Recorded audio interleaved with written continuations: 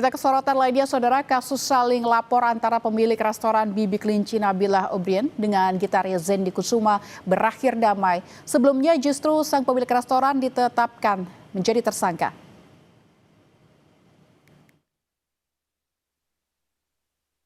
Kedua pihak sepakat mencabut laporan setelah mediasi di Mabes Polri dan menghapus konten terkait perseteruan mereka di media sosial sebagai syarat perdamaian. Pemilik resto Bibi Kelinci, Nabila O'Brien, usai dimediasi Polri, bilang persoalannya telah selesai dan dirinya tidak lagi berstatus tersangka. Akhirnya nggak jadi tersangka, dah. Oh gitu, berarti udah damai? Saya mau bilang makasih. Dibicarakan sama lawyer kita aja. Saya mau bilang makasih sama Pak Habibur Rahman, terbaik. Kasus ini bermula dari somasi Nabila pada 24 September 2025 terkait dugaan pencurian yang dilakukan Zendi di kedainya. Nabila kemudian mengunggah rekaman CCTV di media sosial. Tak terima, Zendi melaporkan balik Nabila atas dugaan pelanggaran Undang-Undang ITE hingga berujung penetapan Nabila sebagai tersangka. Tadi sudah ada pencabutan dari masing-masing pihak, pelapor khususnya ya, untuk mencabut dan laporan.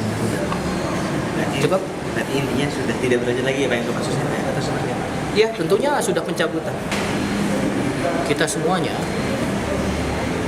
melakukan penghapusan di media sosial masing-masing yang memang itu menjadi kesepakatan bersama. Komisi 3 DPR akan mengundang pemilik restoran Bibi Kelinci Kemang, Nabila O'Brien, yang mempertanyakan status tersangkanya. Audiensi bersama Nabila akan dilakukan dalam rapat dengar pendapat umum Senin 9 Maret 2026.